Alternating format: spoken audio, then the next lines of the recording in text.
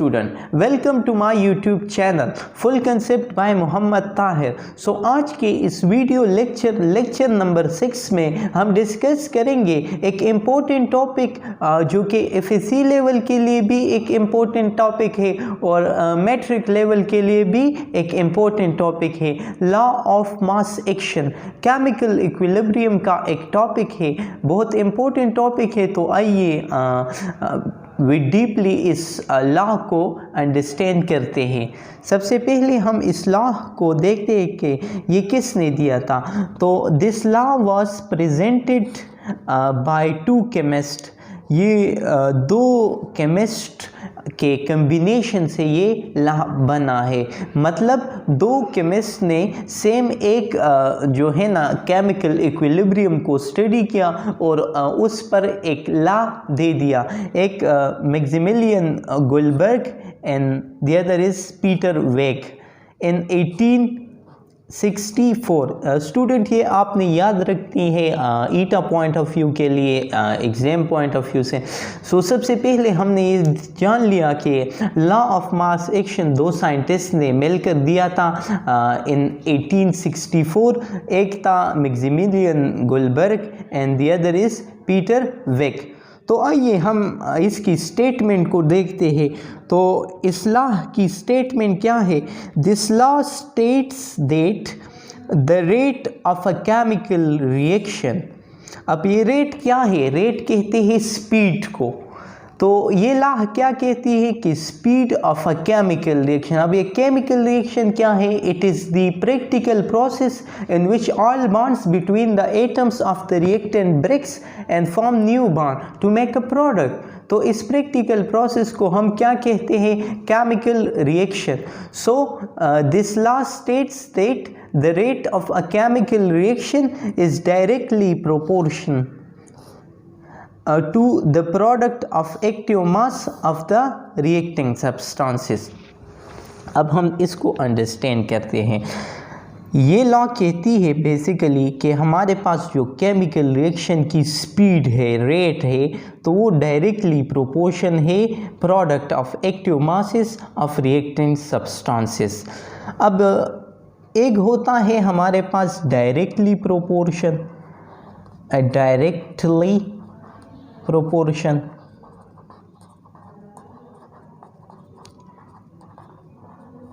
और दूसरा होता है इनवर्सली प्रोपोर्शन। तो ये डायरेक्टली प्रोपोर्शन, जब हमारे पास दो वेरिएबल होते हैं ना, तो अगर एक को हम इंक्रीज करें एक वेरिएबल को, तो दूसरा वेरिएबल इसके साथ इंक्रीज होता है। ये हमारे पास डायरेक्टली प्रोपोर्शन।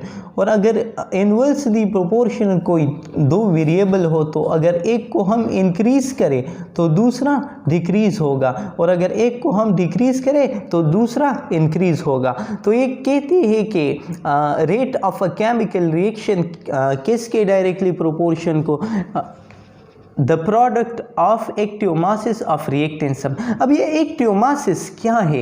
एक्टिव मासेस जो केमिकल रिएक्शन होता है ना, उसमें जो रिएक्टेंट के कुछ कंसंट्रेशन केमिकल रिएक्शन में हिस्सा ले ले, तो उसे हम एक्टिव मास कहते हैं। पूरा रिएक्टेंट जो है ना, वो केमिकल रिएक्शन में हिस्सा नहीं लेता, इसका कुछ पार्ट केमिकल रिएक्शन में हिस्सा लेता है। तो इस पार्ट को हम क्या कहते हैं? Active mass. अब हम दोबारा इसको पढ़ते हैं। This law states that the rate of a chemical reaction is directly proportional to the product of active masses of the reactant substances। या इसको आप इस तरह से भी कह सकते हो। This law states that the rate of a chemical reaction is directly proportional to the product of active masses raised to the power of the number of moles of reactant substances from the balanced chemical equation। अब इसकी मतलब क्या है?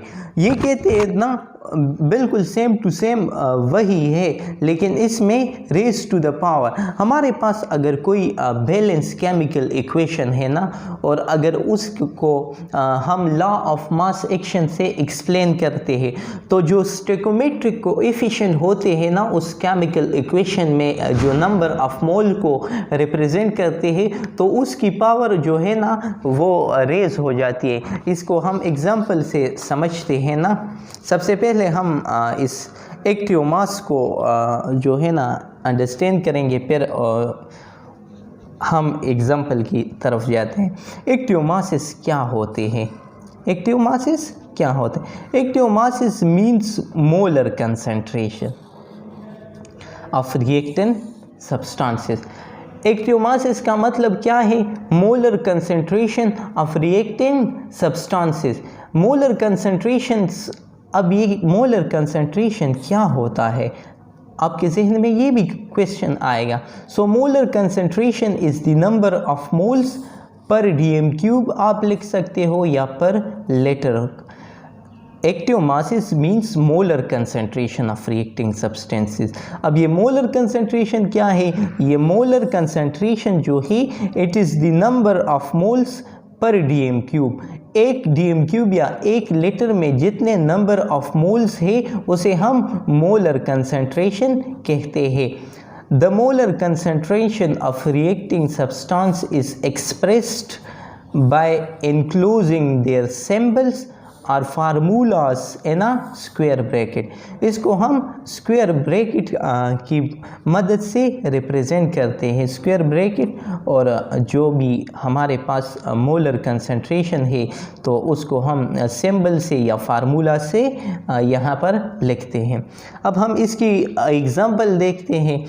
Examples में हमारे पास consider general chemical equation. हमारे पास एक general chemical equation है। Let's suppose A plus B, ये हमारे पास रिएक्टेंट है। रिएक्टेंट ये एक इरिवर्सिबल रिएक्शन है, ये प्रोडक्ट हो गया। तो ये हमारे पास एक जनरल लॉ है, सो जनरल इक्वेशन है। Then according to the law of mass action, अब लॉ ऑफ मास एक्शन के मदद से हम इसकी जो रेट है उसको हम किस तरह एक्सप्लेन करते हैं? सो रेट या speed is directly proportion to the reacting substances, active masses of the reacting substances. तो रेट हमारे पास इक्वल है रिएक्टिंग सब्सटेंस में A हमारे पास और B, ये इसके डायरेक्टली प्रोपोर्शन है। प्रोपोर्शनलिटी साइन को हटाने के लिए हम यहाँ पर कांस्टेंट K लिखते हैं। सही है। अब ये K क्या है? K हमारे पास rate constant of a chemical equation, rate constant of a chemical equation या केमिकल रिएक्शन। R यहाँ पर क्या है? R हमारे पास रेट ऑफ अ रिएक्शन है, speed of reaction. A and B ये हमारे पास मोलर कंसंट्रेशन है। तो ये हमारे पास इसकी एग्जांपल है। अगर हमारे पास कोई जनरल रिएक्शन दे दे तो हम उसकी रेट को, उसकी जो स्पीड है उसको हम किस तरह मालूम करेंगे? इसको एक्सप्लेन किया गया by law of mass action.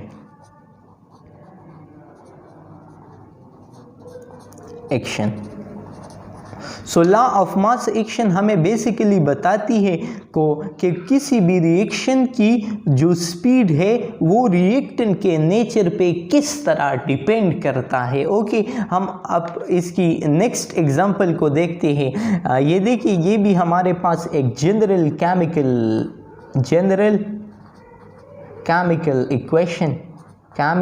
Equation. ये हमारे पास एक जनरल केमिकल इक्वेशन है। ये हमारे पास इरिवर्सिबल रिएक्शन है। यहाँ पर रिएक्टेंट, यहाँ पर प्रोडक्ट, ये जो है ना ये small a small b small c, इसको आप कहते हो स्टोइकोमेट्रिक कोएफिशिएंट, स्टोइकोमेट्रिक कोएफिशिएंट। एक स्टिकोमेट्रिक कोएफिशिएंट क्या होता है इसको आप इंशाल्लाह फर्स्ट ईयर में विद डिटेल पढ़ोगे, लेकिन ये स्टिकोमेट्रिक कोएफिशिएंट जो है ना ये अगर मैं आपको सिंपली इंट्रोडक्शन दे दूँ तो ये नंबर ऑफ मोल्स को रिप्रेजेंट करते हैं, नंबर ऑफ मोल्स। अब यहाँ पर अगर हम इसको लॉ ऑफ मास एक्शन इस पे अप्लाई करें तो rate is directly proportion to active mass of reacting substances. तो रिएक्टिंग सब्सटेंसेस में हमारे पास एक ही एक्टिव मास हम ले और बी, और ये जो स्टिकोमेट्रिक कोएफिशिएंट है ना तो इसको हम पावर में लिखेंगे। ओके, सो अगर हम प्रोपोर्शनलिटी साइन को हटाएंगे तो हम यहाँ पर कांस्टेंट लिखेंगे। कांस्टेंट हमारे पास ये रेट कांस्टेंट है ऑफ अ केमिकल रिएक्शन, और ये ए और बी हमारे पास क्या है, number of moles of reacting substances. सही है, तो और ये ए और बी ये स्टिकोमेट्रिक कोएफिशिएंट है। सो बेसिकली अगर मैं तमाम लेक्चर को इस आल लेक्चर को समराइज़ करूँ तो law of mass action basically हमें बताती है कि कोई भी रिएक्शन अगर की स्पीड जो है ना रिएक्टेंट सब्सटेंस पे किस तरह डिपेंड करता है, उसके साथ कितना इंक्रीज़ होता है। सो ये बेसिकली हमारे पास law of mass action. I hope you understand my lecture. Student, if you face any problems, so please ask me in the comment section.